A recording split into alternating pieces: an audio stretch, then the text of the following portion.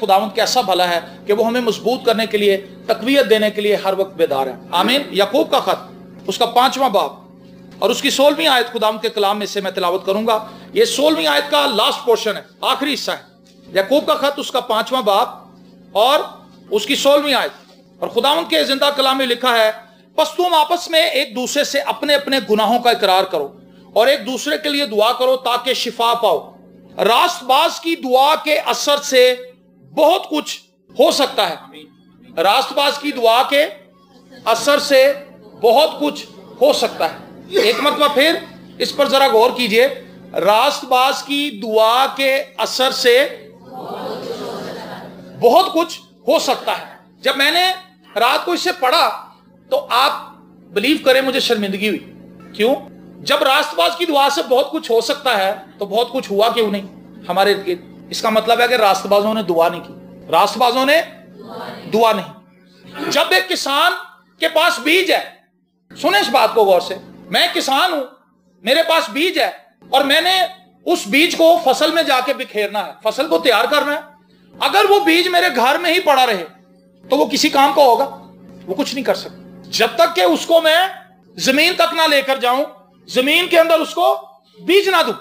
और जब उसको मैं बो दूंगा उसके बाद भी मेरी ड्यूटी खत्म नहीं हो जाती। किसान फिर दुआ करता है, खुदावंद मैंने बीज तो बो दिया, बारिश कर। और फिर उसकी हिफाजत करता है कि कहीं जंगली दरिंदे आकर वो बीज निकाल के खराब ना कर दें। मैं एक जगह पर एक गांव में गया, वहां पर मैंने देखा कि एक खेत के इर्द गिर्द तारों की बाढ़ लगी हुई थी। मैं बड़ा हैरान हुआ। मैंने कहा ये तारों की बाढ़ लगी, इसका क्या मतलब है? उसने कहा सर हमने इसके अंदर करंट छोड़ा हुआ। इसके अंदर करंट छोड़ने का मकसद यह है कि रात को चूहे आते हैं और वो जमीन को खोदते हैं और उसके अंदर से बीज खा जाते हैं। और जब हम पहुंचते हैं, जब हम आते हैं और अपने खेत को देखते हैं तो वो सारा उजड़ चुका होता है। करंट छोड़ने का मकसद यह है कि वो चूहे अंदर ना आए, वो जानवर अंदर ना आए जो इस बीज को चुराएंगे। क्योंकि अगर बीज चुरा लिया गया तो फसल कैसे होगी? अगर बीज जमीन के अंदर रहेगा, वहां से नमी पाएगा, तभी तो कहीं वहां से फसल नमूदार होगी। इसके अंदर दुआ के बहुत से भेद छुपे हुए हैं इस कहानी के अंदर, जो किसान की कहानी। जब आपने दुआ कर दी, जब किसान ने बीज बो दिया तो वो बेफिक्र नहीं हो जाता। क्या मैंने बीज बो दिया बस ठीक है, आप ही फसल उग जाएगी? ऐसा नहीं है। वो आके डेली उसकी रखवाली करता है, पानी देता है, खाद डालता है ताकि फसल नमूदार हो। एक रास्तबाज जब दुआ करता है तो उसको इस चीज के लिए अवेयर रहना चाहिए कि जो मैंने दुआ की है मैं इस दुआ को याद रखूं, मैं इसको भूल ना जाऊं, तभी तो मैं उसके लिए फिक्रमंद हो सकूंगा। मैंने बहुत सी ऐसी दुआएं की जिनको करने के बाद मैं भूल गया, मुझे याद ही नहीं रहा कि मैंने कौन सी दुआएं की थी। आपने भी ऐसी बहुत सी दुआएं की होंगी और जो हमारे बहन भाई सुन रहे हैं उन्होंने भी ऐसी बहुत सी दुआएं की होंगी। हम दुआ करते हैं, भूल जाते हैं। आपकी दुआ में जो कुछ आपने मांगा है, जैसे चूहे आते हैं या सुअर आ जाते हैं या गीदड़ आ जाते हैं या और जानवर आ जाते हैं उसको बीज को खराब करने के लिए, इसी तरह शक के कई किस्म के गीदड़ आपके जहनों के अंदर आएंगे। आपने दुआ कर ली है लेकिन अब शैतान आप पर अटैक कर रहा है कि ये नहीं हो सकता, ये नहीं हो सकता, जो दुआ तू कर बैठा है ये नामुमकिन है, पॉसिबल नहीं, ये नहीं हो सकता। आप उसको कैसे गार्ड करेंगे? उस ख्याल से कैसे बाहर आएंगे? क्या आप खामोशी से कहेंगे हाँ वाकई ऐसा नहीं हो सकता? आपकी दुआ गई। समझ आ रही है आपको बात? जब हम खुदा के कलाम से प्रोटेक्ट करेंगे अपने बीज को, प्रेयर को एक बीज की तरह समझें। आज आपकी दुआ एक बीज की तरह है। अगर आप उसकी प्रोटेक्शन नहीं करते, अगर आप दुआ करने के बाद शक में मुब्तला रहते हैं तो समझ लें आपने अपने बीज को खो दिया। आप उससे फसल नहीं ले पाएंगे। जो दुआएं आपने की हैं उनको क्लेम करना शुरू करें। खुदावंद ऐसा करेगा, खुदावंद ऐसा करेगा, खुदावंद जल्द ऐसा करने वाला है। आमीन। जब हम अपनी प्रेयर्स को क्लेम करना शुरू कर देते हैं, हम मजीद दुआ में और ईमान में मजबूत हो जाते हैं। रास्तबाज की दुआ से बहुत कुछ हो सकता है। और कल ये भी चीज मुझे समझ आई, जब खुदा कहता है बहुत कुछ हो सकता है तो हमारे लिए वो सब कुछ है। खुदा का बहुत कुछ हमारे लिए सब कुछ है। खुदा का बहुत कुछ हमारे लिए सब कुछ है। इसका मतलब है मैं और आप जब खुदा के हुजूर झुकते हैं तो खुदा हमारी दुआओं को सुनता है और जो कुछ हम खुदा से कहते हैं खुदा उसको ऑनर करता है। लेकिन यहां पर एक और तलब चीज है, रास्तबाज की दुआ। रास्तबाज की दुआ के असर से, जो दुआ रास्तबाज की नहीं है वो बेअसर है, रास्तबाज की दुआ में असर है। ऐसी दुआ जो एक रास्तबाज के मुंह से निकली है, जो यीशु मसीह के खून से धुल चुका है, जिसने क्राइस्ट के ब्लड को अपने ऊपर लिया है और जो मसीह की रास्तबाजी का हिस्सा बन गया है। रास्तबाज वो है जिसको मसीह की रास्तबाजी मुयस्सर आ गई। क्या मैं और आप ये कह सकते हैं अपने ओन पे कि मैं रास्तबाज हूं? किसी के अंदर इतनी दिलेरी है कि वो खुदा के सामने कहे, खुदावंद देख मैं रास्तबाज तेरे सामने आया हूं, मैं ये दुआ करती हूं, मैं ये दुआ करता हूं? हम नहीं कह सकते जब तक कि हम मसीह यीशु के खून में छुपकर खुदा के तख्त के सामने हाजिर ना हो। और जब हम खुदा के तख्त के सामने यीशु मसीह के ब्लड को लेकर जाते हैं तो हमें दिलेरी होती। रास्तबाज की दुआ के असर से बहुत कुछ हो सकता है। बाइबल मुकद्दस भरी पड़ी है रास्तबाजों की दुआओं से। यूसुफ ने दुआएं की हैं, अब्राहम ने दुआएं की हैं, सुलेमान ने दुआएं की हैं, दाऊद ने दुआएं की हैं, यसाया ने दुआएं की हैं, यिर्मयाह ने दुआएं की हैं, दानियल की दुआएं हैं, यीशु की अपनी दुआएं, पौलुस की दुआएं, पतरस की दुआएं, यूहन्ना की दुआएं, रसूलों की दुआएं बाइबल मुकद्दस में मुंदर्ज हैं। और उन दुआओं के रिजल्ट्स हमें बाइबल मुकद्दस के अंदर ही नजर आते हैं कि उन लोगों को मिले हैं। आमीन। रास्तबाज की दुआ के असर से बहुत कुछ हो सकता है।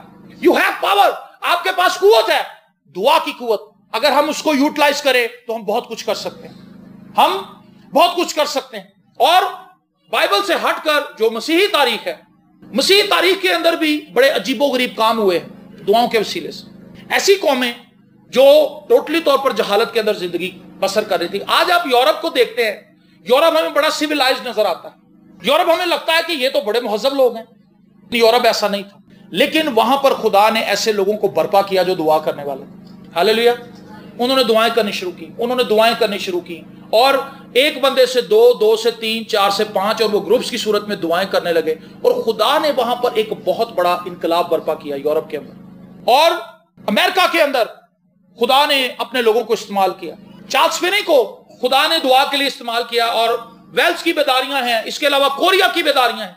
जब खुदा बेदारी भेजता है तो उसमें दो किस्म के लोग होते हैं, एक वो जो दुआ कर रहे होते हैं, एक वो जो कलाम सुना रहे होते हैं। एक वो जो दुआ कर रहे होते हैं और एक वो जो कलाम सुना रहे होते हैं। और बेदारी के रिजल्ट्स क्या है?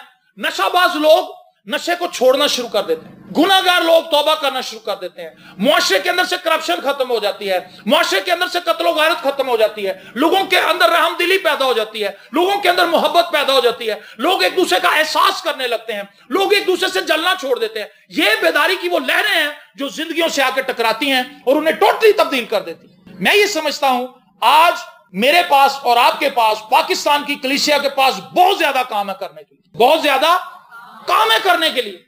कुछ औरतें कहती ना मेरे घर में बहुत काम है करने, मैंने कपड़े भी धोने, मैंने बर्तन भी धोने, मैंने हांडी भी पकानी, मैंने ये भी करना, तो मैं ये कहता हूं कि ईमानदारों के पास भी बहुत ज्यादा काम है करने के लिए। आप अपने इर्द गिर्द जरा नजर तो दौड़ाएं, सब कुछ अबतरी का शिकार है, सब कुछ अबतरी का शिकार है, सब कुछ अबतरी का शिकार है। कोई भी चीज आपको अपनी दुरुस्त जगह पे नजर नहीं आती। इसके लिए हमें आंसू चाहिए, इसके लिए ईमानदारों को दुआ के लिए झुकना होगा। मैं आज आपको इस बात के लिए उभारना चाहता हूं, जो कुव्वत आपको खुदा ने दी है, जो अथॉरिटी खुदा ने आपको दी है, आप उसको यूज करें। हम सब मिलकर उसको यूज करें, हम दुआ करना शुरू करें, अपने दुआ के दायरे को एक्सपेंड करें और अपनी अथॉरिटी को जाहिर करें। जैसे लास्ट टाइम एलिया के ताल्लुक से हमने इस पर गौर किया था कि जब तक मैं न कहूं। आपको पता है कि जब आस्तर मलका बादशाह के सामने हाजिर होने वाली थी, हमान ने एक बहुत बड़ा जाल बुना था बनी इस्राएल कौम के खिलाफ, खुदा के लोगों के खिलाफ, और वो बादशाह से ये परवाना जारी करवा चुका था कि मैं तमाम इस्राएलियों के इस कौम को खत्म कर दूंगा, मैं उनको मरवाऊंगा। और मर्द की जो उसका अंकल था आस्तर का, उसने उससे कहा क्या तू अब भी खामोश रहेगी? तेरी रिसाई है बादशाह तक, तेरी रिसाई है। इस दुनिया के अंदर जितने भी लोग हैं वो खुदा के तख्त के सामने इतनी दिलेरी से नहीं जा सकते जितनी दिलेरी से मैं और आप जा सकते, क्योंकि हम पर यीशु का खून है। हालेलुया। दुनिया खुदा के तख्त के सामने इतनी दिलेरी से जा नहीं सकती, ना वो जा सकती है, ना उसके पास ये ईमान है कि खुदा तब्दील कर सकता है। लेकिन मुझे इस बात का अंदाजा है, मुझे इस बात का इदराक है, मुझे इस बात की समझ है कि अगर ईमानदार लोग दुआ में झुक जाएं तो वो हैरानकुन काम उनकी दुआओं के वसीले से खुदा परफॉर्म करेगा। और खुदा आज इंतजार कर रहा है। बाइबल मुकद्दस में लिखा है, मांग तो मैं कौमों को तेरी मिरास कर दूंगा, मांग तो मैं कौमों को तेरी मिरास करूंगा। हम तो मांग नहीं रहे, हमारे पास जो इख्तियार है हमें उसका एहसास नहीं है। और आस्तर मलका ने अपने लोगों से कहा, अगर तुम ये समझते हो कि मैं बादशाह के सामने जा सकती हूं। बादशाह जब तक मलका को या किसी वजीर को या किसी को बुलाता नहीं था, उतनी देर तक कोई उसकी हजूरी में आ नहीं सकता था। उसने कहा तुम दुआ करो, तुम रोजा रखो और मैं बादशाह के सामने जाऊंगी, मैं दिलेरी करूंगा। हमें से कौन ये दिलेरी करेगा कि हम अपनी फैमिली के, अपने اور اپنے چرچ کے، اپنی قوم کے، اپنے ملک کے مسائل لے کر خدا کے سامنے حاضر ہوں، اس دلیری کے ساتھ کہ خدا میری دعاؤں کو سن لے گا اور میں خدا کے حضور مقبول ٹھہروں گا۔ یہ دلیری کا کام تھا۔ اور آستر ملکہ بغیر اجازت کے چلی جاتی۔ آستر ملکہ کے پاس یہ اتھارٹی نہیں تھی کہ وہ بغیر اجازت کے چلی جاتی، لیکن مجھے اور آپ کو یہ اتھارٹی دی گئی ہے۔ مجھے اور آپ کو یہ اتھارٹی دی گئی ہے۔ کیا آپ سمجھ رہے ہیں اس بات کو؟ آستر ملکہ ہے، لیکن جب تک بادشاہ اس کو اجازت نہیں دیتا وہ محل میں نہیں جا سکتی بادشاہ کے پاس۔ جب بادشاہ اس کو بلائے گا وہ تب حاضر ہوگی اور وہ اس سے اپنی بات کر سکتی۔ لیکن مجھے اور آپ کو یہ اتھارٹی دی گئی ہے کہ مانگو تو تم کو دیا جائے گا، اور جب تو دعا کرے اپنی کوٹھڑی بند کر اور اپنے آسمانی باپ سے بات کر جو پوشیدگی میں تجھے دیکھتا ہے۔ وہ تجھے اس کا بدلہ دے گا، وہ تجھے اس کا اجر دے گا، وہ تجھے اس کا رسپانس دے گا، وہ تجھے اس کا جواب دے گا۔ کیونکہ یہ اتھارٹی مجھے اور آپ کو اپنے نیک کاموں سے نہیں ملی، یسوع مسیح کے عظیم کفارے کی بدولت ملی۔ جب خیمہ اجتماع کے اندر یا ہیکل کے اندر سردار کاہن نے جانا ہوتا تھا تو وہ سال میں صرف ایک مرتبہ جاتا تھا۔ کب جاتا تھا جی؟ سال میں ایک مرتبہ۔ وہ ایک مخصوص دن تھا جس میں وہ اپنے سینے کے اوپر سینہ بند باندھتا تھا، اس کے اوپر 12 پتھر ہوتے تھے۔ 12 پتھر سے مراد یہ کہ اسرائیل کے قبیلے کا ہر ایک پتھر وہ اسرائیل کی نمائندگی کرنے کے لیے پاک ترین مقام کے اندر داخل ہوتا تھا، اور جب وہ پاک ترین مقام کے اندر جاتا تھا اس کی کمر کے اوپر ایک موٹی رسی بندھی ہوتی تھی کہ اگر ڈیورنگ سروس کاہن سے کوئی مسٹیک ہو گئی تو وہ وہیں پہ مر جائے گا۔ خدا کی اس قدر گہری حضوری پاک ترین مقام کے اندر ہوتی تھی کہ اگر وہ ذرا سی بھی کوئی مسٹیک یا چوک کر جائے تو وہ وہیں مر جاتا تھا۔ وہ رسی اس لیے باندھی گئی تھی تاکہ اس کی لاش کو باہر کھینچ لیا جائے۔ عام آدمی کی ایکسیس نہیں تھی کہ وہ پاک ترین مقام کے اندر داخل ہو جائے، صرف اور صرف سردار کاہن وہاں پر جا سکتا ہے۔ لیکن جب یسوع مسیح نے جان دی، آپ کو پتا ہے جب یسوع مسیح نے کہا تمام ہوا تو لکھا ہے کہ وہاں پر بڑا بھونچال آیا، قبریں کھل گئیں اور چٹانیں تڑک گئیں، اور یہ بھی لکھا ہے کہ ہیکل کا پردہ اوپر سے لے کر نیچے تک پھٹ گیا، 2 حصوں میں تقسیم ہو گیا، اور وہ پاک ترین مقام جو آج تک چھپا ہوا تھا لوگوں کی نظر سے ہر ایک نے اس کو دیکھ لیا۔ آمین۔ اس کا مطلب ہے کہ کرائسٹ میں رہتے ہوئے آپ کی ہر وقت خدا تک رسائی، آپ کی خدا تک رسائی ہے، آپ کی خدا تک رسائی ہے۔ اگر آپ کی خدا تک رسائی ہے تو آپ ان لوگوں کے لیے دعا کیوں نہیں کر رہے جن کو دعا کی ضرورت ہے؟ Are you understand؟ کہ آپ کو سمجھ آئی؟ آپ کے پاس ایکسیس ہے کہ آپ پاک ترین مقام میں خدا کے پاس جا سکتے ہیں، کسی بھی وقت جا سکتے ہیں، اور خدا چاہتا ہے کہ آپ آئیں اور آپ یہ مسائل خدا کے سامنے رکھنا شروع کریں۔ راست باز کی دعا کے اثر سے بہت کچھ ہو سکتا ہے۔ ان گزرے سالوں میں میرے پاس ایک طویل فہرست ہے وہ دعائیں جو ہم نے اپنے عزیزوں کے لیے کی، اپنے رشتہ داروں کے لیے کی، ان لوگوں کے لیے جو ہم سے دعا کروانے کے لیے آئے ان کے لیے کی، اور ان کو خداوند کے تخت کے سامنے رکھا، خداوند سے منت فریاد کی کہ خداوند ان کی دعاؤں کا جواب دے۔ ان میں سے ان گنت دعاؤں کا جواب خدا نے ہمیں دیا، ان گنت دعاؤں کا ایک لمبی فہرست ہے۔ بہت سے والدین آئے، سر ہماری بیٹی کی شادی ہے، ہمارے بیٹے کی شادی، ہمارے پاس پیسہ کوئی نہیں۔ اوکے، ہمارے پاس بھی پیسہ کوئی نہیں، لیکن ہمارے پاس اختیار ہے کہ ہم اس پیسے کو بلا سکتے۔ ہم نے دعا کرنی شروع کی، ان کی شادیاں ہو گئی، بڑی اچھے انتظامات خدا نے کر دی۔ ہمارا یہ مسئلہ ہے، ہماری یہ پرابلم ہے، ہماری یہ پرابلم ہے۔ اچھا جی، سب نے مل کے دعائیں کرنی شروع کی، خداوند نے وہ کام کیے۔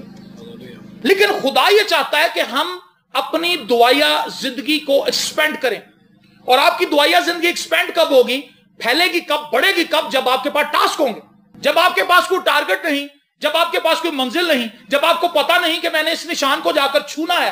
جب 100 میٹر ریس ہوتی ہے تو وہاں پر سامنے ایک ربن نظر آ رہا ہوتا ہے بھاگنے والا، ان کو یہ پتا ہوتا ہے کہ ہم نے پہلے اس ربن پر پہنچنا ہے۔ ساتھ والا کہتا ہے پہلے میں پہنچوں گا، ٹارگٹ ان کا وہ ربن ہے، اور پھر وہ دوڑتے ہیں۔ جیسے ہی گن شوٹ ہوتی ہے، فائر ہوتا ہے، وہ بھاگتے ہیں، اور پھر اتنی تیز بھاگتے ہیں کہ عام آدمی میں ایسا بھاگ نہیں سکتا۔ ریزن کیا ہے؟ ایک تو پریکٹس ہے، دوسرا ان کے پاس ایک ٹارگٹ ہے سامنے۔ جو گن شوٹ کرتے ہیں ان کے سامنے ایک ٹارگٹ ہوتا ہے، وہاں پہ وہ اس کو شوٹ کرنا ہوتا ہے۔ جب آپ دعا کرنے کے لیے بیٹھے ہیں، آپ کے پاس ٹارگٹ ہی کوئی نہیں ہے، تو آپ کیا دعا کریں؟ آج راست باز لوگ، ایماندار لوگ، بپتسمہ لیے ہوئے لوگ، کلام کو پڑھنے والے لوگ، خدا کے گھر میں آنے والے لوگ، انہیں پتہ ہی نہیں ہم نے کن چیزوں کے لیے دعا کرنی۔ اور بہت سے لوگ یہی آج تک کہہ رہے ہیں کہ بھائی صاحب مجھے سمجھ نہیں آتی میں کس چیز کے لیے دعا کروں، مجھ سے دعا نہیں ہوتی۔ میں نے 21 سالوں میں یہ جملہ اتنی کو بار سن لیا ہے کہ مجھے اب اس پہ چڑ آنی شروع ہو گئی۔ لوگ کہتے ہیں میرے کو دعا نہیں ہوتی۔ جب آپ یہ کہہ رہے ہیں کہ مجھ سے دعا نہیں ہوتی، اس کا مطلب ہے آپ کے پاس ٹارگٹ ہی کوئی نہیں ہے پریئر کرنے کے لیے۔ جس بندے کے پاس ٹارگٹس ہیں، جس کو پتا ہے کہ میرے پیچھے امبار لگا ہوا مسائل کا، میں نے ان کو ایڈریس کرنا ہے، میں نے یہ خدا کے سامنے رکھنے سارے مسائل، تو اس کے پاس تو دعا کرنے کے لیے میں سمجھتا ہوں ہر وقت ہی وقت ہے، وہ تو ٹائم نکالے گا کہ کسی طرح مجھے فرصت ملے تو میں دعا میں بیٹھوں۔ مسائل بہت ہے، جس پاکستان میں ہم رہ رہے ہیں یہ مسائل کا گڑھ ہے، مسائل ہی مسائل، کسی بھی چیز کو اٹھائیں آپ کو مسائل ہی مسائل نظر آئیں۔ پاکستان کے سرکاری ادارے تباہ حال ہیں اس وقت، پاکستان کی عوام اس وقت مہنگائی سے پس رہی، برے حال ہے لوگوں، لیکن لوگوں نے ایک غلط طریقہ اپنایا، لوگ گالیاں نکال رہے ہیں۔ گالیاں مسئلے کا حل نہیں ہے، گالیاں آپ کا جوا اور بھاری کر دیں گے۔ اس مسئلے کا حل دعا ہے۔ عمران خان کو گالی نکال کے آپ کا کوئی فائدہ نہیں ہونا، نہ اس کو کوئی نقصان ہونا، نقصان آپ کا ہے۔ کلام نے یہ بات طے کر دیا، یہ فیصلہ کر دیا ہے، آپ چاہے نون لیگ سے ہیں، چاہے آپ پیپلز پارٹی سے ہیں، چاہے آپ خیبر پختونخوا کی کسی پارٹی سے ہیں، کہیں سے بھی ہیں آپ، عمران خان کو خدا لایا، لکھا ہے جتنی بھی حکومتیں بنتی ہیں خدا کی مرضی سے بنتی ہیں۔ سمجھ آئی بات؟ اگر آپ عمران خان کو گالی نکال رہے ہیں تو اس کا مطلب ہے آپ خدا کے اس انتظام کو، اس سسٹم کو جس کے تحت خدا اس کو لے کر آیا ہے، آپ اس کو ایکسپٹ نہیں کر رہے۔ بہت سے نون لیگ کے لوگوں کو میں دیکھتا ہوں، کٹنگ کروانے جاؤں، سودا لینے جاؤں، وہ گالیاں نکال رہے ہیں، ہر بندہ گالیاں نکال رہا ہے جی، سودا لینے جاؤ چھڈو جی، وہ عمران خان کا بیڑا غرق کرتا جی، بڑی بڑی باتیں لوگ کر رہے ہیں، اور مسیحی بھی اس میں شامل ہیں۔ میں یہ کہتا ہوں جو لوگ اس بھید کو نہیں جانتے وہ تو چلو گالیاں نکال رہے ہیں، ان کو نکالنے دیں، آپ تو نہ نکالیں، آپ تو اس کا دوسرا رخ پکڑیں، آپ دعا کریں، آپ کے پاس اختیار ہے، میں نے آپ کو بتایا آپ کی ایکسیس ہے خدا تک، ان کی ایکسیس نہیں ہے، آپ کی ہے، آپ کے پاس اختیار ہے کہ آپ دعا کریں گے، خدا آپ کی سنے گا، خدا آپ کی دعاؤں کو سننے کا منتظر ہے اور ان کا جواب دینے کا منتظر ہے، خدا جواب دینا چاہتا ہے، لیکن جواب کب دے گا؟ جب کوئی عرضی جائے گی، جب کوئی درخواست جائے گی۔ کیوں جی سر جی؟ سرکاری محکمے کے لوگ یہاں پہ بیٹھے ہوئے ہیں اور وہ اس ساری کاروائی کو سمجھتے ہیں کہ جب کوئی شخص اپنی پٹیشن لے کر جاتا ہے تبھی تو افسر اس کے اوپر سائن کرتا ہے اور چھٹی پاس ہوتی ہے، لیکن جب عرضی جائے گی ہی نہیں تو معاملہ کیسے حل ہوگا؟ معاملہ حل نہیں ہوگا۔ آج ہم نہیں بتا رہے خدا کو کچھ۔ پاکستان کا سب سے بڑا مسئلہ معاشی مسئلہ ہے، اقتصادی مسئلہ ہے۔ پاکستان کی گورنمنٹ کے پاس پیسے نہیں ہیں، پاکستان کی گورنمنٹ کے پاس جب گھر میں پیسے نہیں ہوتے تو کیا مشکلات ہوتی؟ بچے آپ سے روٹی مانگتے ہیں، ماں باپ کو روٹی ہوتی نہیں، گورنمنٹ کے پاس پیسے نہیں ہیں، عوام چیخ رہی ہے، کیا حل ہوگا اس کا؟ کیا آپ سوچتے رہیں گے؟ میں آپ کو 4-5 حل بتاتا ہوں جلدی جلدی۔ پہلا حل یہ ہے کہ پاکستانی قوم کے بہت سے سپوت، بہت سے لوگ اس وقت بیرون ملکوں میں سیٹل ہیں، امریکہ میں، کینیڈا میں، لنڈن میں، آسٹریلیا میں، پورے یورپ کے اندر بھرے ہوئے، اور مڈل ایسٹ کے اندر بہت زیادہ پاکستانی، اور مڈل ایسٹ سے سب سے زیادہ ریونیو پاکستان کے اندر آتا ہے، سب سے زیادہ پیسے کما کے جو لوگ بھیج رہے ہیں وہ مڈل ایسٹ سے بھیج رہے ہیں، قطر سے، بحرین سے، عمان سے، یو اے ای سے، دبئی سے، وہ پیسے بھیج رہے ہیں، اور جب وہ پیسے یہاں آتے ہیں وہ پیسے گورنمنٹ کو نہیں بھیج رہے، وہ اپنے عزیزوں کو بھیج رہے ہیں، اپنی بیویوں کو بھیج رہے ہیں کہ بچوں کی فیسیں ادا کرو۔ جب باہر سے کمایا ہوا پیسہ پاکستان کے اندر آتا ہے، پاکستان کے اندر زر بڑھتا ہے، پاکستان کے اندر ڈالرز کی تعداد بڑھتی ہے، تو پاکستان کا روپیہ مضبوط ہوتا ہے، پاکستان کا روپیہ مضبوط ہوتا ہے۔ جب باہر سے لوگ پیسے کما کے پاکستان کے اندر کم بھیجتے ہیں تو ہوتا کیا ہے؟ پاکستان میں ڈالرز کی کمی ہو جاتی ہے، ڈالرز کی جب کمی ہوتی ہے تو پاکستان کا روپیہ گر جاتا ہے، اور جب روپیہ گرتا ہے تو مہنگائی زیادہ ہو جاتی ہے۔ ایک ایلیمنٹ تو یہ آپ دعا کریں کہ خداوند جو بیرون ملک پاکستانی ہیں وہ ٹرسٹ کریں اس بات پر کہ پاکستان کے اندر ایک ایسی گورنمنٹ آئی ہے جو اس پیسے کو صحیح یوٹیلائز کرے گی، خداوند ان کے دلوں کو مولڈ کر تاکہ وہ وہاں سے پیسے بھیجیں۔ یہ تو وہ مزدور ہیں جو ہر مہینے پیسے بھیجتے ہیں، لیکن کچھ پارٹیز اتنی سٹرونگ ہیں انہوں نے وہاں پر بلینز آف ڈالر کمائے ہیں اور وہاں انہی کے بینکوں میں پڑے ہوئے ہیں۔ اگر وہ چاہیں تو وہ یہاں پہ ریزورٹس بنا سکتے ہیں، وہ یہاں پہ ہاسپٹلز بنا سکتے ہیں، وہ یہاں پہ سکولز بنا سکتے ہیں۔ کاروبار کی بیس پہ کاروبار کریں۔ آپ یہ دعا کریں کہ جو بیرون ملک پاکستانی ہے وہ پاکستان کے اندر پیسہ بھیجیں۔ نمبر ایک بات سمجھ آئی؟ جب وہ پیسے بھیجیں گے پاکستان کے اندر پیسہ آئے گا۔ دوسری چیز آپ دعا کریں خداوند پاکستان ایک کتنا بڑا ملک ہے اور پاکستان کے اندر ٹورزم بھرا پڑا ہے، یہ شاید دنیا کا واحد ملک ہے جس کے اندر ریگستان بھی ہیں، جس کے اندر سمندر بھی ہے، جس کے اندر دریا بھی ہیں، جس کے اندر جھیلیں بھی ہیں، جس کے اندر دنیا میں سب سے زیادہ برف پڑتی ہے۔ دنیا کے 13 بڑے گلیشیئرز میں سے 8 یا 7 گلیشیئرز پاکستان میں ہیں۔ کیا آپ امیجن کر سکتے ہیں؟ دنیا میں سب سے زیادہ برف ہمارے پاس ہے۔ دنیا کے جو بڑے گلیشیئرز ہیں جن میں سے پانی پگھل کے دریاؤں کی صورت میں ہمارے پاس آتا ہے، پاکستان کے پاس 8 گلیشیئرز ہیں۔ چاہے حیران کن انفارمیشن نہیں ہے آپ کے لیے؟ یہ وہ ملک ہے جس کے پاس سب سے زیادہ برف ہے، یہ وہ ملک ہے جس کے پاس ریگستان ہے، یہ وہ ملک ہے جس کے پاس سمندر ہے، جس کے پاس سی پورٹس ہیں۔ دنیا کے اندر بہت سے ایسے ممالک ہیں جن کے پاس سمندر نہیں، ان کے پاس کوئی سی پورٹ نہیں ہے، بندرگاہ نہیں ہے۔ جب بندرگاہ نہیں ہے تو وہ براہ راست تجارت نہیں کر سکتے۔ پاکستان کے پاس پورٹ قاسم ہے کراچی پر، اور اس کے علاوہ اب گوادر پورٹ بھی بن گئی ہے، اور جس ملک کے پاس پورٹس ہوتی ہیں جہاں پر جہاز آ کر لنگر انداز ہوتے ہیں وہاں پر تجارت کے لیے مواقع بہت آسان ہے. تو پاکستان کے پاس کمی تو کسی چیز کی نہیں. اور دنیا کے اندر بہت سے ایسے چھوٹے چھوٹے ملک ہیں جیسے سنگاپور ایک چھوٹا سا ملک ہے اور یہ آرٹیفیشل جزیرہ ٹائپ ہے. یہ لاہور سے بھی چھوٹا ہے سنگاپور, لیکن سنگاپور صرف سیر و تفریح کی مد میں بلین ڈالرز کماتا ہے, جبکہ پاکستان کے پاس تو دکھانے کے لیے بہت کچھ ہے. ہمارا جو شمالی علاقہ ہے خوبصورت ترین علاقے ہیں. مری سے آپ آگے چلے جائیں, ناران, کاغان اور اس سے آگے بھی ایوبیا یہ وغیرہ سب, یہ ساری چیزیں اتنی خوبصورت ہیں کہ یہاں پر جب ٹورزم ہوگا, ٹورسٹ آئیں گے, وہ یہاں پر خرید و فروخت کریں گے, یہاں پر رہیں گے, کتنی جابز کریٹ ہوں گی, کتنا پیسہ پاکستان کے اندر آئے گا. بیرون ملک پاکستانی پاکستان کے اندر پیسہ بھیجیں, پاکستان کے اندر جو پوٹینشل ہے ٹورزم کے لیے وہ اوپن ہو جائے. پاکستان کے جو لوگ یہاں پر بیٹھے ہوئے ہیں تاجر طبقہ, وہ ٹیکس پے کرے. اس کے لیے دعا کریں کہ خدا ہم لوگوں کے دل ابھار کے وہ ٹیکس دیں اور پاکستان کے اندر سے کرپشن ختم ہو. کرپشن چوری ہے. آپ 2000 روپیہ کما کے لاتے ہیں, جب گھر آتے ہیں کئی گھروں میں سے پیسے چوری ہوتے ہیں نا, بچے پیسے چوری کرتے ہیں, بڑی خطرناک چیز ہے. یہ بالکل ایسے ہی ہے. باپ اپنے کوٹ کے اندر دہاڑی لے کے آتا ہے 2000 روپیہ, اور جب وہ صبح اٹھتا ہے کہ چلو میں سودا لے کے آتا ہوں, جب وہ جیب میں ہاتھ ڈالتا ہے تو اس کے اندر صرف 1500 پڑا ہوتا ہے. 500 روپیہ غائب ہو گیا, اور اسے پتا ہے کہ میرے گھر میں سے ہی کسی نے نکالے ہیں, لیکن وہ خاموش ہے, کس سے پوچھے.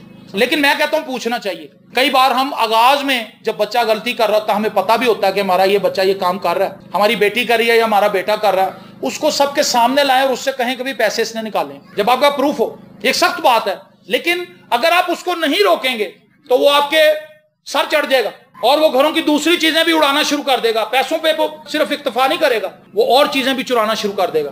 اس سے ہوگا کیا, آپ کا پیسہ کم ہونا شروع ہو جائے گا, آپ کی ضرورتیں رکنا شروع ہو جائیں گی. 2000 میں جتنا سودا آنا ہے 1500 میں تو نہیں اتنا آنا. اس کا مطلب ہے آپ نے کچھ چیزیں مس کی, چلو پھر آج یہ اس دفعہ یہ رہنے دو کیونکہ پیسے کم ہیں. اسی طرح سے جب ملک میں مستقل کرپشن ہو رہی ہوتی ہے تو جو پیسہ ٹیکس کی مد میں یا دوسری صورتوں میں گورنمنٹ کے پاس آتا ہے وہ کرپشن کی صورت میں نکل جاتا ہے.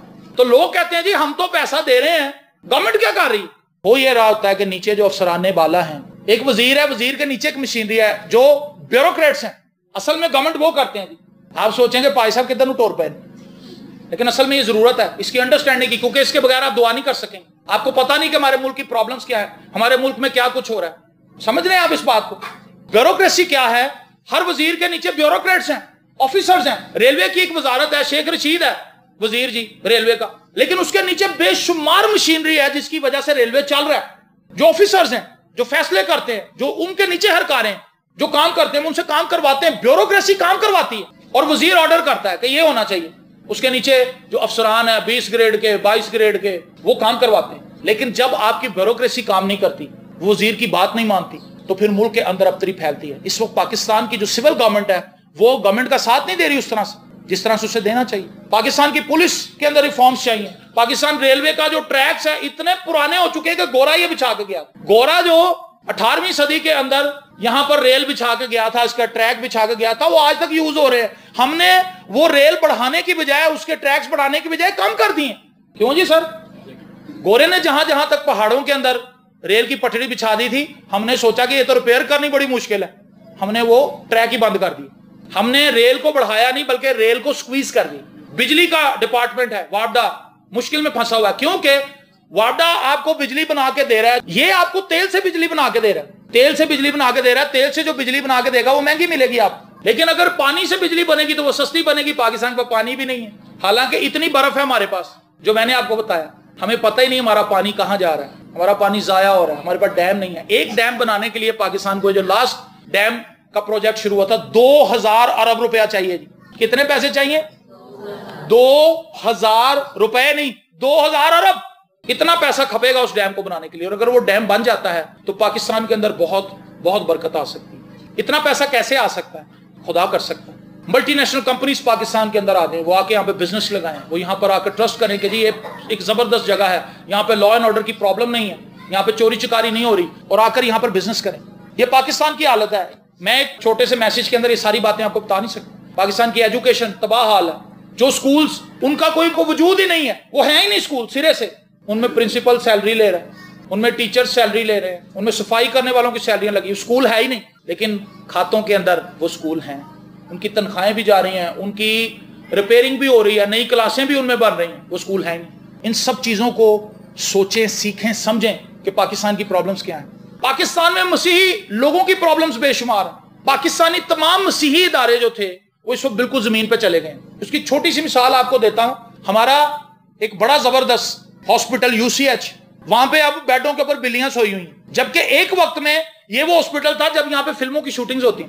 इससे अच्छा उस वक्त हॉस्पिटल लोगों को लगता ही नहीं था। बेहतरीन डॉक्टर वहां पर होते थे UCH में, और वहां पर रेल पेज थी, रश था, हर बंदा कहता था जी मैं UCH से चेक करवा के आया। UCH आज वहां पर डॉक्टर नहीं। और ना सिर्फ UCH का हाल है, पाकिस्तान के अंदर जहां जहां मसीही इदारे थे सब तबाह हो गए। पाकिस्तान के जो मसीही तालीमी इदारे थे वो टॉप पर थे। पाकिस्तान की जितनी भी क्रीम है, इवन के पाकिस्तान के जो वजीर आजम है इस वक्त इमरान खान, ये भी कैथेड्रल से पढ़े हुए, स्कूलिंग इनकी कैथेड्रल से है। जहां मेरा बेटा पढ़ता है वाइज, ये जारिश वगैरह जहां से पढ़ के आए, गिरजा चौक, वहां पे उन्होंने दीवार के ऊपर एक बड़ी तस्वीर लगाई हुई है कि इमरान खान हल्फ उठा रहा है, और साथ उन्होंने ये लिखा है कैथेड्रल में तालीम हासिल की, कैथेड्रल में तालीम हासिल की। उस वक्त पाकिस्तान की तमाम एलीट क्लास का रुझान मसीही तालीमी इदारों की तरफ था कि हमने यहां से अपने बच्चों को पढ़ाना है, क्योंकि यहां पर एथिक्स बहुत ज्यादा है, यहां पर इखलाकियत बड़ी अच्छी है, यहां पर तालीम बड़ी अच्छी है, यहां पर टीचर बड़े अच्छे हैं, यहां पर हर एक चीज जबरदस्त है। लेकिन आज मसीही लोग ही फिक्र में पड़े हुए कि हम भी अपने बच्चों को यहां से निकाल दें, क्योंकि टीचर्स का इतना बुरा हाल है, स्कूलों का इतना बुरा हाल है, हर चीज तबाही की तरफ हम ले गए। नाम के मसीही, लेकिन हमने अपने इदारों को निचोड़ के रख दिया। चंद एक लोग ऊपर आए, वो लूट खसूट के ले गए सब कुछ, और हमारा जहन ऐसा बन गया, जब गोरा यहां से गया, गोरा ईमानदार था, हम ईमानदार नहीं। मैं जिस वक्त की बात कर रहा हूं, इन सब इदारों के ऊपर हेड गोरे थे उस वक्त, और जैसे ही गोरे गए, लोकल लोग आए पाकिस्तानी, उन्होंने अपने पैसे कमाने के चक्कर में इदारों को खराब कर दिया। क्या ये चीजें दुआ तलब नहीं है? इनके लिए दुआ नहीं करनी चाहिए कि खुदावंद मसीही इदारों को ऊपर लेकर, पाकिस्तान के सरकारी इदारों को ऊपर लेकर इन मसाइल को हल कर, इन मसाइल को हल कर। कितनी दुआ की जरूरत है, किस कदर ज्यादा दुआ चाहिए। रासबाज की दुआ के असर से बहुत कुछ हो सकता है। क्या आप इसके लिए चैलेंज नहीं लेंगे? क्या आप इसके लिए बेदार नहीं होंगे? क्या आप इसके लिए उठ खड़े नहीं होंगे? क्या आप इसके लिए खुदा से दुआ नहीं करेंगे? मैंने बेटियों से वादा किया था, ये जो क्वायर की बेटियां, मैंने इनसे कहा था कि हम आपको संडे के दिन लिस्टें प्रोवाइड करेंगे, और मैं इसके लिए दुआ कर रहा हूं कि नेक्स्ट संडे जरूर हम ऐसा कर सकें, और हम ये लिस्ट आपको दें, उसके अंदर हम इन सारी चीजों को जिनका मैं अभी जिक्र कर रहा हूं, मैं आपके सामने वो लिस्ट की सूरत में लेकर आऊंगा, और आप उसके लिए दुआ करें। पाकिस्तान के चर्च की बुरी हालत है। चर्च को कलाम सुनाना चाहिए, लेकिन चर्च नुमाइश की तरफ चला गया। चर्च लोगों की तरबियत गाह होनी चाहिए, लेकिन चर्च फड्डेबाजी का अड्डा बन गया, जहां पे लोग एक दूसरे लड़ रहे हैं, गुत्थम गुत्था हो रहे हैं, पादरी एक दूसरे को गालियां निकाल रहे हैं, फेसबुक पे एक दूसरे को शैतान कह रहे हैं। पादरी की तस्वीर लगी शैतान आजम,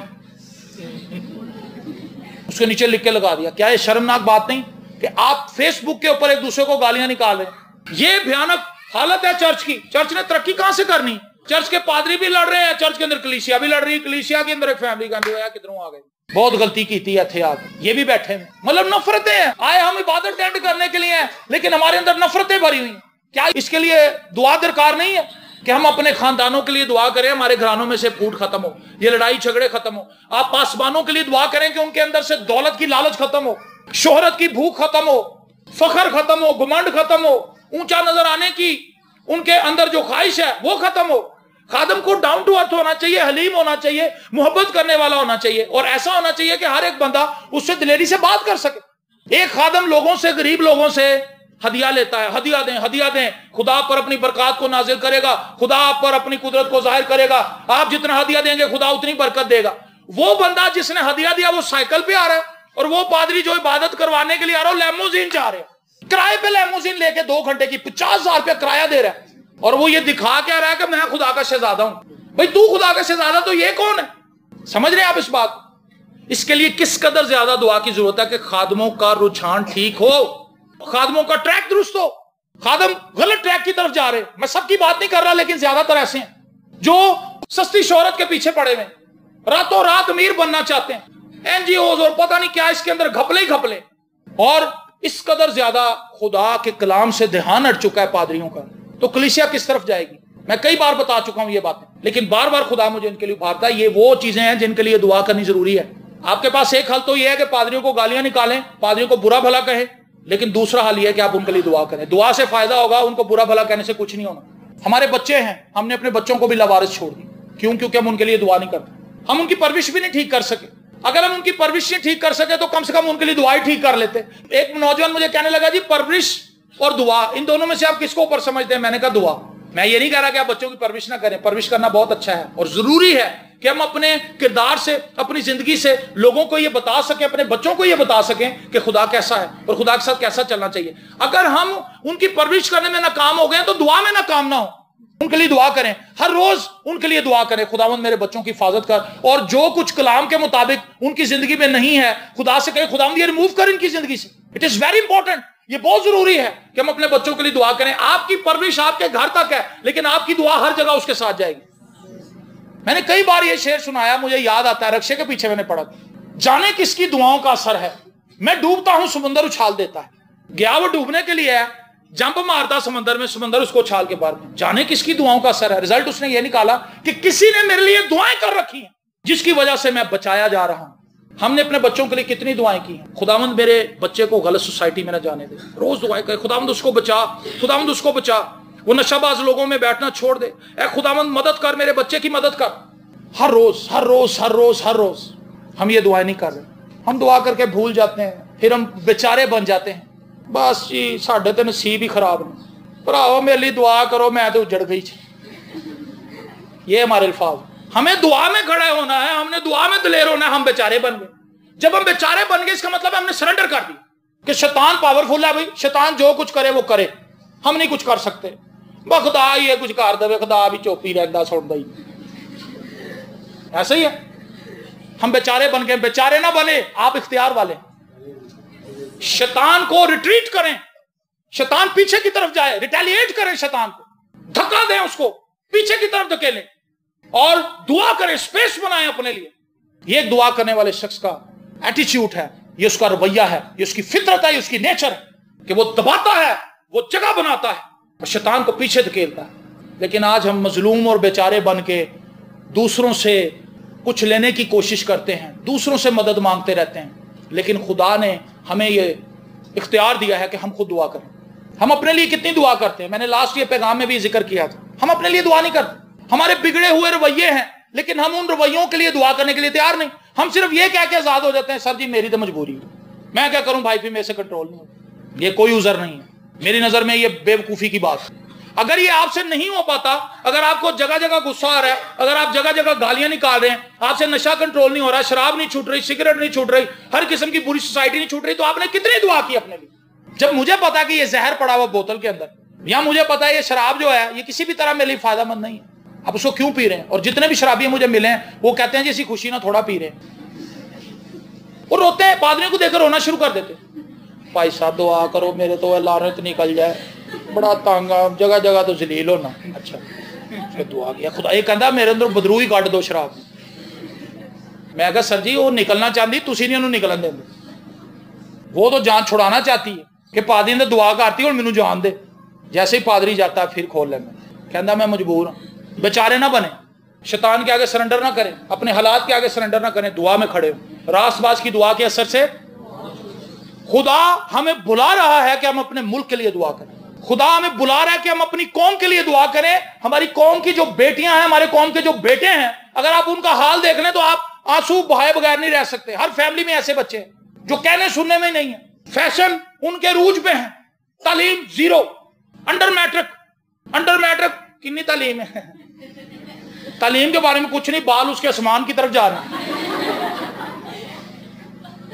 تعلیم کے بارے میں بتاتے ہوئے وہ گھبرا رہا ہے اور بال اس کے نکل رہے ہیں باہر کی طرف، آسمان کی طرف جا رہے ہیں۔ فیشن ہی فیشن، ٹک ٹاک، اور اس کے اوپر جناب عجیب و غریب کسی ایکٹر کا ڈائلوگ ہے انہوں نے بول رہا ہے، جناب ایکٹر کوئی اور ڈائلوگ وہ بول رہے ہیں۔ او بھائی تو کون ہے؟ اس نے تو پیسہ کما لیا، تو اپنا پیسہ اجاڑ رہا ہے، تو اپنی زندگی تباہ کر رہا ہے۔ جس کا تو ڈائلوگ بول رہا ہے وہ تو کروڑ پتی ہے اور تو ککھ پتی بھی۔ شرم کی بات ہے مسیحی قوم کے لیے، یہ چیزیں دعا طلب ہیں۔ شاید ہمیں یہ باتیں سن کے ہنسی آئے، یہ چیزیں سوچ کے کچھ دیر کے لیے ہم ہنس لیں، لیکن یہ اتنی دکھی کرنے والی باتیں ہیں کہ اس پہ ایک زندہ ضمیر والا شخص صرف رو سکتا ہے، آنسو بہا سکتا ہے کہ ہماری قوم کس جگہ پہ جا رہی۔ چرچ میں آ کے بیٹھ جانا صرف کافی نہیں ہے، اپنے بارے میں سوچیں۔ آپ کی سہیلیاں اگر غلط ٹریک پر ہیں، آپ ان کے لیے کیوں دعا نہیں کرتی؟ آپ کے دوست اگر غلط ٹریک پر بڑھ رہے ہیں، آپ ان کے لیے کیوں دعا نہیں کرتے؟ ماں باپ کو یہ پتا ہے، ایک وقت ایسا بھی آتا ہے آپ کے بیٹے اور بیٹیوں کی ایج میں جب وہ آپ کی قد کے آ جاتے ہیں، آپ ان کو کیا سمجھائیں گے؟ جب ایک باپ اپنے بیٹے کو سمجھا رہا ہے وہ اس پہ ہاتھ اٹھا رہا ہے، پیچھے کیا رہ گیا؟ جب ماں اپنی بیٹی کو سمجھا رہی ہے وہ اس کو کہہ رہی ہے کہ آپ چپ رہے، مجھے پتا ہے میں کون ہوں. ایسے ایسے واقعات بھی ہیں, ایسے ایسے منہ زور بچے بھی. اور بائبل مقدس میں لکھا ہے کہ وادی کے کوے ایسے بچوں کی آنکھوں کو اچک لے جائیں گے جو اپنے ماں باپ کی آنکھوں سے آنکھیں ملاتے ہیں, ڈسگریس کرتے ہیں, ڈس آنر کرتے ہیں اپنے ماں باپ کو. ان کے لیے بھلائی کا پیغام نہیں ہے بائبل میں. کس قدر ان کے لیے آنسو بہانے کی ضرورت ہے. خداوند ہماری قوم نیچے گر رہی ہے. ہماری قوم کے اندر پڑھے لکھے لوگ ہونے چاہیے. ہماری قوم کے اندر ایسے لوگ اٹھیں جو بڑی بڑی پوسٹوں کے اوپر جائیں. راست باز کی دعا کے اثر سے بہت کچھ ہو سکتا ہے, لیکن ٹارگٹ تو ہو ہمارے سامنے. اگر ہمیں پتہ ہی کوئی نہیں, ہم بس اپنی مستی میں لگے ہوئے, پیسہ دعا کر دو برکت مل جائے. برکت برکت برکت برکت برکت. برکت کے علاوہ ہمیں اور کچھ نظر ہی نہیں آتا. ہم نے اپنے اوپر کام نہیں کیا, اپنے منفی رویوں کے لیے دعا نہیں کی. خداوند یہ رویے میرے اندر بہت غلط ہے, میں منہ پھاڑ کے بات کر دیتا ہوں, کچھ بھی بول دیتا ہوں, اور پھر میں یہ کہتا ہوں جی میری تو عادت ہے, اس سے میں دوسروں کو نقصان پہنچاتا ہوں, میں نشہ کرتا ہوں, میں لاپرواہ آدمی. کیا آپ کو سمجھ آئی؟ آپ کے پاس کتنا کام ہے؟ بہت سارے جو میں تو دسیا ہی نہیں, لیکن آپ خود ریسرچ کریں, دیکھیں معاشرہ کس طرف جا رہا ہے. آج ہم میڈیا کے کنٹرول میں ہیں. میڈیا جس طرح سے ہمیں موڑتا ہم ادھر ہی مڑ جاتے ہیں. کلام ہمیں نہیں موڑ پا رہا, میڈیا ہمیں موڑ لیتا آرام سے. ایک ڈرامے کے اندر شادی کا فنکشن دیکھتے ہیں جو ابھی تک ہوا ہی نہیں کبھی, کھڑے لگے ہوئے, ڈنڈے لگے ہوئے, منڈپ کی طرح, اور اس کے اندر کرسیاں لگائی ہوئی, نکاح ہی ہو رہا ہے لیکن اس کو عجیب سا بنا دیا. اچھا کڑی دیکھ رہی, کہندی میں ابو اپنا انجی کرانا نکاح, مینوں بڑا اچھا لگا ہے سیٹ اپ. کہندا اچھا کڑیے جو تیری مرضی, تیری خوشی چ میں بھی راضی. ہے جی وہ کیا رہا ہے؟ میڈیا آپ کو جو کچھ دکھا رہا ہے, ہم اس کو یہ نہیں ٹیلی کر رہے کہ یہ ہمارے کلام کے مطابق ہے بھی یا نہیں ہے. یہ فنکشنز ہمیں کرنے بھی چاہیے یا نہیں کرنے چاہیے. کیا اس میں ہم خدا کے نام کو جلال دے رہے ہیں یا نہیں دے رہے؟ میں کہتا ہوں ایشین لوگوں نے اپنے رسم و رواج بڑھا بڑھا کے لڑائی جھگڑے کے کئی پوائنٹس نکال لیے. ہماری شادی میں لڑائی جھگڑے ہوتے ہی اس لیے کہ کوئی رسمیں ہی پڑی, ملنیاں تو لڑائی, رستہ رکائی چ لڑائی, دودھ پیا. یہ کیا ہے بھائی, کیا ہے یہ دودھ پلا؟ انہوں نے کبھی دودھ نہیں پیتا زندگی, اسی کو وکھرا پیا. صحیح کہہ رہا ہے جی, میں غلط کہہ رہا ہوں؟ دودھ پلائی کیا ہے بتائیں مجھے, کیا وہ تیل چو رہی ہیں ماما. ٹھہر جو کوئی نہ اندر آئے, تیل چو رہے. میں کہا جی یہ مطلب کی ہے؟ کوئی مطلب نہیں. تو میں کہا تیل ایویں ضائع کیتا, کس طرح پیر پہ آ گیا تلک جائے وہی ہڈی پہ. ہاں پیسے بھی. پھر وہ جناب ماں وار رہی ہے جی, وہ ماں وار کے خود دودھ پی رہی. میں کہا جی ہے کی؟ کہنی میں تیریاں ساریاں بلاواں لے لیا. میں کہا میرے تو بلا ہی کوئی نہیں, یسو نے میری بلائیں اٹھا لی پہلے ہی, تسی کیڑی بلا چکی ہے تو کیڑا دودھ پیتا. ہم کہاں کھڑے ہیں اور اس پہ لڑ رہے ہیں. ساڈی کڑی نو دوپٹہ نہیں پھڑن دیتا, انہوں پیچھے تک دیتا ہے نا. سکی بھن تے اسی تے انہوں پیچھے کرتا تے آپ اگے ہو گئے. لڑ رہے اور فضول کی رسمیں. او بھائی ان کے اندر ہے کیا؟ ان رسموں سے اپنی شادیوں کو خراب نہ کریں. اور نکاح جو سب سے اہم ہے اس پہ آتا ہی کوئی نہیں. سب سے اہم مسیحی شادی کے اندر جو سب سے اہم رسم ہے وہ نکاح ہے. نکاح تو بڑھتا ہی کوئی. تیل مہدی تے او بچے نہیں آئے, وہ شامی آن گے تیل مہدی تے ڈانس کرن لے, رقص کرن لے. رقص کے ماہر ہیں, ایسے ایسے سٹیپ لاندے نے, تلک دے پھر دے کو ادھر جا رہا. ہاں شیم و نس. دعا میں کوئی نہیں, نکاح میں کوئی نہیں, عبادت کے کام میں کوئی نہیں, گل گپاڑے میں, شور شرابے میں, بے حیائی میں سب سے آگے. دوپٹے ہم نے چھوڑ دیے, شلواریں ہماری چھوٹی ہو گئی, قمیضیں ہماری چھوٹی ہو گئی, اور کسی کی شرم و حیا ہمیں رہی نہیں. سلام دعا ہم نے کسی سے لینی نہیں, کسی بڑے کو سلام ہم نے کرنا نہیں, بلکہ انہوں بھی کھچ لینا. چاچا جی تسی بھی آ جاؤ, ڈنڈے دے نال تصویر کھچ کی انہوں کہندے نے سیلفی سٹک. Selfie stick. سورا بھی ڈانس کر رہا ہے, نو بھی نالے نچن ڈئی ہے. بڑوں کی بھی مت ماری گئی, کیونکہ جب بڑے نے پی لینی ہے تو اس کا بڑا پن کہاں گیا؟ اس کو کیا پتا میری عزت کیا ہے, میری ڈگنیٹی کیا ہے, میری رسپیکٹ کیا ہے. میں اپنی بہو کے ساتھ ہی ڈانس کر رہا ہوں, اس کو کھینچتا پھر رہا ہوں. آج ہمارے معاشرے کے اندر بری چیزیں پینیٹریٹ کرتی جا رہی ہیں, انٹر ہوتی جا رہی ہیں, ہماری مسیحی زندگی کے اندر انٹر ہوتی جا رہی ہیں, لیکن ہم خاموش ہیں. ہم اس سسٹم کا حصہ بنتے جا رہے ہیں. میں یہ کہتا ہوں آپ اگر کچھ نہیں کر سکتے, اپنے کمرے میں جا کے آنسو تو بہا سکتے ہیں. خداوند میری بیٹیوں کو عقل دے, میرے بیٹوں کو عقل دے, میرے بزرگوں کو عقل دے, میرے بھائیوں کو عقل دے, میری بہنوں کو عقل دے. کیا یہ کوئی مشکل کام ہے؟ لیکن یہ اسی وقت ہوگا جب آپ کے دل میں درد ہوگا اور ان کے لیے محبت ہوگی. ہم آج اس لیے دعا نہیں کر پا رہے کیونکہ ہمارے پاس کوئی ٹارگٹ نہیں, ہمیں پتہ ہی کچھ نہیں. ना हो घोड़ियां खच्चरा वांग तू तो कुछ भी नहीं है समझ होना। घोड़े और खच्चर को बस ये पता लूण मेरे ते लद दिता तो मैं टुरना। छांटा नहीं बज रहा, छांटा नहीं बज, जिस तरह छांटा बजता तब तब तब तब दौड़ना शुरू कर दे। घोड़े और खच्चरों की तरह खुदा कहता है तुम ना बनो, जिनको कोई अकल मौत ही नहीं है। पता नहीं क्यों मैं ये बातें कर रहा हूं, लेकिन मुझे करनी चाहिए वैसे बातें। मैं कराची में भी गया रिसेंटली, तो मैं मुबीन साहब ने मैंने कोट लिया के दिता, सुन लो कहानी। मुबीन साहब ने मैंने कोट लिया के दिता कि सर जी जरा पाओ तुम कैसा आंदा है। मैं जो पाया था बिल्कुल फिट आ गया। मैं कहा हालेलुया। मैं ड्राई कराया, ड्राई क्लीन करा के अपने साथ ले गया। अच्छा जी, अब मैं जब वहां पे ले गया तो मैंने वहां पे वो पहना, तो मैंने वहां पे कराची में जाकर लोगों को ये बताया। मैंने उनसे कहा कि यार ये कोट बुरा लग रहा है। कहता भाई साहब बड़े जच रहा ताड़े ते, क्या ताड़ी हाइट है, क्या कोट लग रहा, फिटिंग भी बड़ी अच्छी है। मैं कह रहा बहुत पुराना कोट है, बहुत पुराना कोट, लेकिन देख लो मैंने सही लग रहा।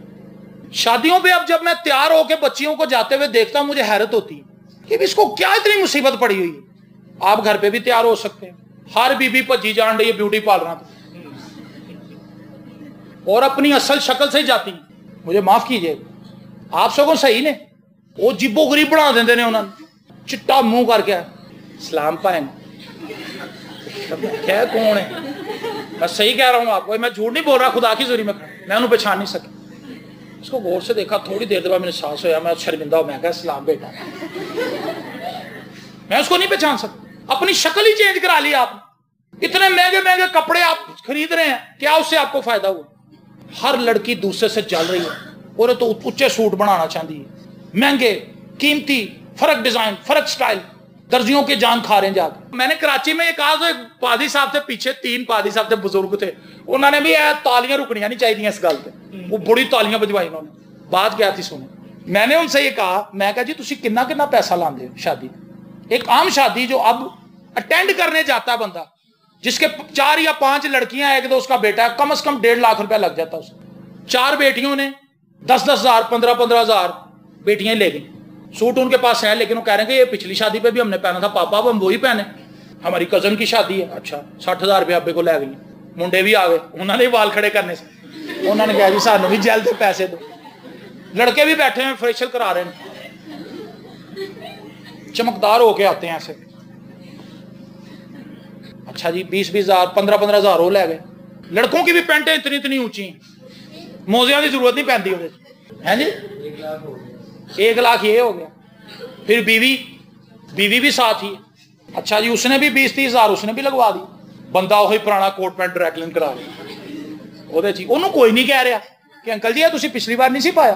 वो भाई किसी का ध्यान नहीं है इस तरफ, हमने अपने आप को बेवकूफ बना लिया, हमारी मत मारी गई है। अगर आप पुराने पहन के चले जाएंगे, करने दे उसको, बात करे, बात उसका मुंह है वो करे, आपकी अपनी मर्जी, आप अपनी मर्जी करें। अपनी फैमिली को क्यों कर्जों के नीचे दबा रहे हैं? शादी किसी की है, अगर इस 1.5 लाख में से आप 30,000 रुपया जाकर उस फैमिली को दे देते, उसका भला ना हो जाता? कह रहे थे तालियां बजियां, सुनो। ये नहीं करना हमने, हम ये नहीं करेंगे। लाखों लाख रुपए अपने पे लगा के उन्होंने 1000 रुपए की पूरी।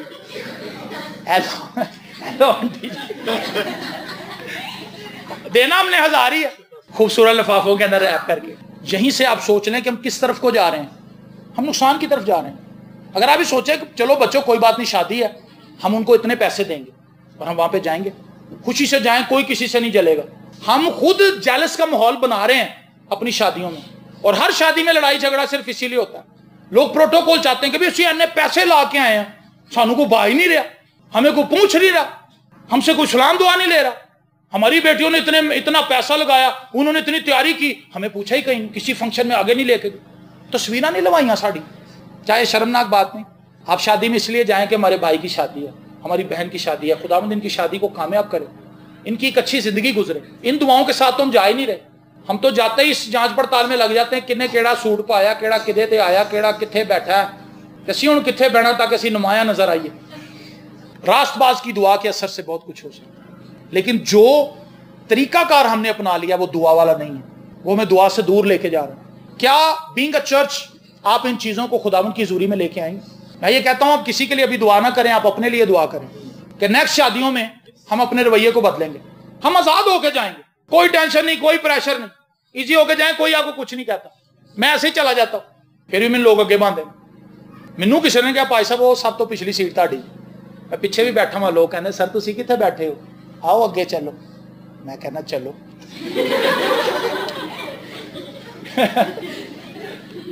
आमीन। अगर आप खुदावंद में हैं, आपको इससे कोई फर्क नहीं पड़ता कि आप पीछे हैं या आप आगे हैं, आप तो उस खुशी में शरीक हैं। हालेलुया।